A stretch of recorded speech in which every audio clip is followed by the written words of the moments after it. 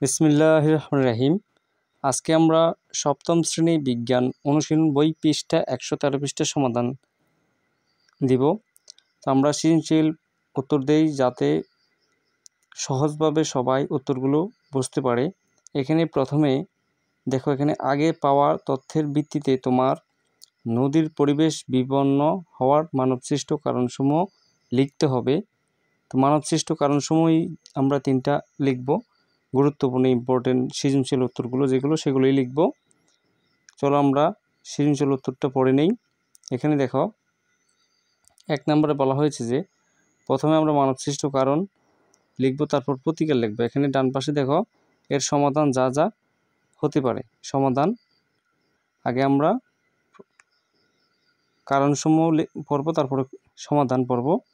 এখানে 1 নম্বর দেখো, ভারতের ফারাক্কা ও তিস্তা বাঁধসহ বিভিন্ন বাঁধ তৈরির করার কারণে নদীর প্রকৃতি রূপ হারিয়েছে।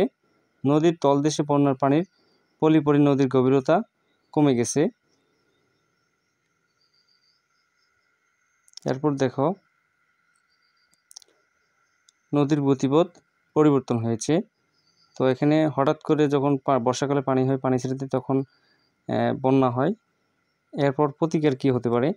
আন্তর্জাতিক আইন অনুযায়ী ভারতের ফারাক্কা ও তিস্তা বাঁধ সহ সবগুলো বাঁধের পানি নিয়মিত ছাড়লে নদীর পানি বহনের সক্ষমতা থাকে।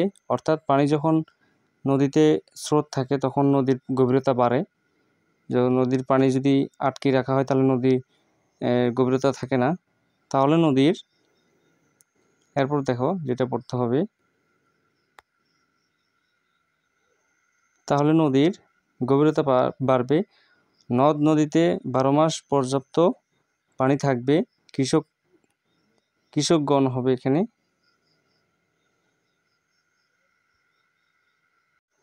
এখানে দেখো কৃষকরা ফসলের জমিতে পানি সংগ্রহ করতে পারবে। নদীর গতিপথ ঠিক থাকবে। তারপর বন্যার কম হবে। মানুষের জীবনযাত্রার মান উন্নত হবে।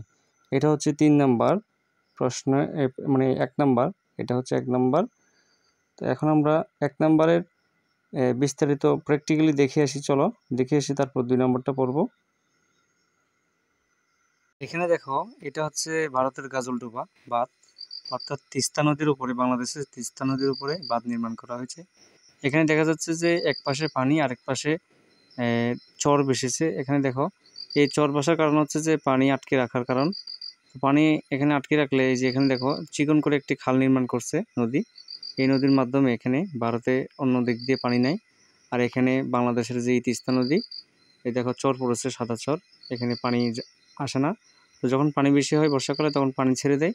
তো এখানে যে পানি আটকে রাখার কারণে এই নদীর গভীরতা ঠিক থাকে না, মানে অর্থাৎ একটা নদীতে যখন পানি চলমান থাকে তখন নদীর গভীরতা থাকে, আর যখন পানি আটকে রাখা হয় তখন পানির গভীরতা কমে যায় আস্তে আস্তে। তো তখন দেখো এই যে বাংলাদেশের দেখো নদী, এখন বাংলাদেশের মানচিত্র দেখা যাবে। তো যখন এই যে বাংলাদেশের মানচিত্র, তো তোমাদের বুঝতে হবে যে এই পানি আটকে রাখার কারণে নদীর গভীরতা ঠিক থাকে না এবং চর বেশি থাকে। এই যে দেখো এখানে চরই বেশি দেখা যাচ্ছে, এই যে চর দেখো। তো এই হলো অবস্থা। তো নদীর স্রোত না থাকলে, নদীর পানি না থাকলে নদীর গভীরতা থাকে না, যার কারণে হঠাৎ করে পানি ছাড়লে বন্যা হয়ে যায়। পানি কভার করতে পারে না নদী, যেহেতু নদীর গভীরতা কম থাকে। এই কারণে আশেপাশে চর এলাকায় পানি ঢুকে বন্যার সৃষ্টি হয়। নদীর এই পরিবেশগত বৈশিষ্ট্য বদলে যায়। এখন আমরা 2 নম্বরটা পড়ব। 2 নম্বরে দেখো কি লিখেছি, জমিতে কীটনাশক বেশি ব্যবহার করলে পানি দূষণ হয়। কলকারখানার বর্জ্যে নদীর পানি দূষণ হয়। নদ নদী খাল বিল ভরাট করা যাবে না। নদ নদীতে কলকারখানার বর্জ্য সরাসরি ফেলা যাবে না, পরিশোধন করে ফেলতে হবে। তো চলো আমরা প্র্যাকটিক্যালি দেখে আসি, তারপর আমরা 3 নম্বর ইয়েটা পড়ব। তোমাদের বুঝতে হবে যে জমিতে বেশি পরিমাণ কীটনাশক ব্যবহারের ফলে যে ক্ষতি হয় সেটা হচ্ছে মাছ, যেমন এই পানিটা ধুয়ে নদীতে যাবে, তখন এই কীটনাশক পানিতে মিশবে, নদীর মাছ মরে যাবে এবং পোকামাকড় মরে যায়, যেসব ব্যাঙ মরে যায়। তো ব্যাঙ কিন্তু উপকারী একটি প্রাণী, ব্যাঙ পোকামাকড় খেয়ে জমির উপকার করে। তো অতিরিক্ত কীটনাশক ব্যবহার করলে অবশ্যই পরিবেশের ক্ষতি হয়। এখন দেখো আমরা 3 নম্বরটা পড়তেছি। নদীর খাল ভরাট করে শিল্প কারখানা ও ভবন তৈরি করলে নদী পানি বহনের ধারণ ক্ষমতা কমে যায়।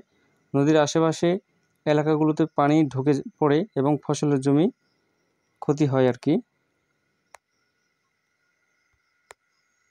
এই দেখো, নদীর আশেপাশে এলাকাগুলোতে পানি ঢুকে পড়ে এবং ফসল জমি, ঘরবাড়ি, মাঠঘাট ডুবে যায়। এখন আমরা প্রতিকার কি হতে পারে সেটা বলবো। এখন যে নদী, খাল, বিল ভরাট হয়ে গেছে সেগুলো পুনরায় খনন করতে হবে। এই দিকে সচেতন থাকতে হবে আমাদের। এই হচ্ছে 3 নাম্বার।